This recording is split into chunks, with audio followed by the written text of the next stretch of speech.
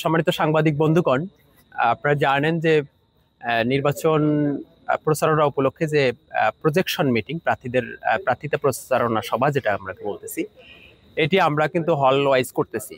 তো আমরা ইতিমধ্যে প্রায় 10টি হলে আমরা প্রজেকশন মিটিং কিন্তু করেছি। তো এটি এবং এখন পর্যন্ত ইসলামী ছাত্র শিবিরের সেক্রেটারি হিসেবে আমি বলতে পারি যে ইসলামী ছাত্র শিবির সমর্থিত যে প্যানেল সম্মিলিত শিক্ষার্থী জোট এখন পর্যন্ত আচরণবিধিতে বিদ্যমান কোনো নীতিমালার একটিও ভঙ্গ করেনি। এই দায়িত্বটা আমি নিজে নিয়ে বলতেছি। তো সেই জায়গা থেকে আমরা হল প্রশাসন আমাদেরকে যথেষ্ট হেল্প করেছে। আমরা খুব সুষ্ঠুভাবে, সুন্দরভাবে এবং সুশৃঙ্খলভাবে, খুব উৎসব মুখরভাবে কিন্তু আমরা প্রজেকশন মিটিংগুলো করেছি। আজকে যখন আমরা খালেদা জি হলের প্রজেকশন মিটিংয়ের যখন আমরা করতে যাব, তখন আমরা শুরু থেকেই হলের প্রভোস্ট ম্যামের পক্ষ থেকে অসহযোগিতা পেয়ে আসতেছি। উনি কোনোভাবেই সেখানে চেয়ার ঢুকতে দেবেন না, কোনোভাবেই সেখানে মাইক ঢুকতে দেবেন না।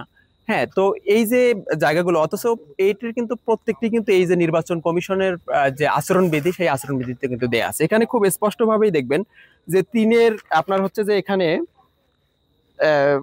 4-এর ততে বলা হয়েছে যে প্রার্থী পরিচিত সভা ছাড়া অন্য কোনো সভায় মাইক ব্যবহার করা যাবে না। তার মানে দাঁড়ায় যে প্রজেকশন মিটিংয়ে মাইক ব্যবহার করা যাবে। কিন্তু আজকে আমরা দেখলাম যে এই আচরণবিধির তোয়াক্কা না করে হল প্রভোস্ট সম্পূর্ণ পেশাদারিত্বের জায়গা থেকে বাহিরে এসে, এবং আমরা এটা বলতেই চাই যে একটি দলের বায়াসড হয়ে উনি মূলত আজকের ইসলামী ছাত্র শিবিরের প্রজেকশন মিটিংয়ের দফায় দফায় বাধা প্রদান করার চেষ্টা করেছেন।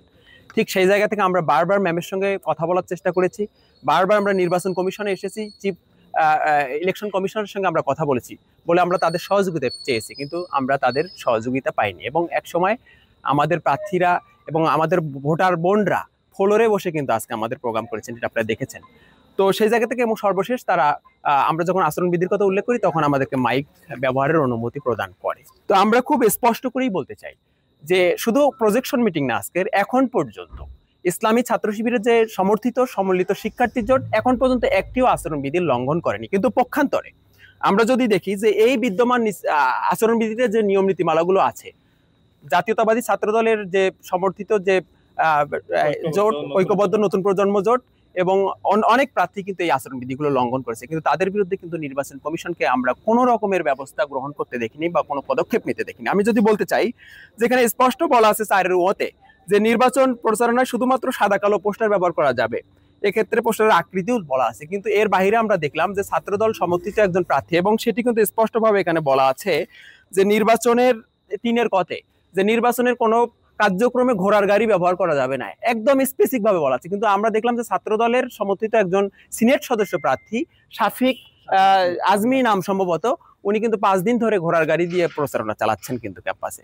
এরপর আমরা দেখতে পেলাম যে ছাত্রদলের ভিপি থেকে শুরু করে জিএস এজিএস তারা এই যে রঙিন ককশিটে করে, এবং আরো স্বতন্ত্র প্রার্থী আজকে দেখলাম একজন 9 নম্বর ব্যালটের সম্ভবত, তো আমরা দেখলাম যে তারা কি রঙিন ককশিট দিয়ে কিন্তু প্রচার প্রচারণা চালাচ্ছে। এখন পর্যন্ত কিন্তু আমরা কোনো নির্বাচন কমিশনকে তাদের বিরুদ্ধে ব্যবস্থা নিতে দেখি নাই। এর বাইরে এরকম আরো অসংখ্য উদাহরণ দেওয়া যাবে।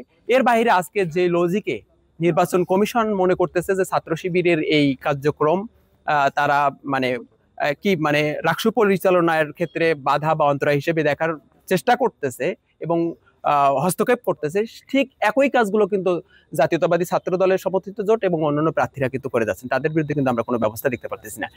আশঙ্কা প্রকাশ করেছি যে নির্বাচন কমিশন এবং এখানে নির্বাচন পরিচালনার সঙ্গে যারা সম্পৃক্ত প্রিজাইডিং অফিসার, পোলিং অফিসার, এভাবে তারা যদি অপেশাদারমূলক আচরণ করে, এভাবে যদি একটি দলের প্রতি বায়াসড হয়ে যদি পক্ষপাতমূলক আচরণ করতে থাকে, তাহলে কিন্তু কোনোভাবে একটি ক্রেডিবল ইলেকশন করা সম্ভব নয়, কোনোভাবেই লেভেল প্লেইং ফিল্ড তৈরি করা সম্ভব নয়, কোনোভাবেই কিন্তু কি ফ্রি অ্যান্ড ফেয়ার ইলেকশন কিন্তু সম্ভব নয়।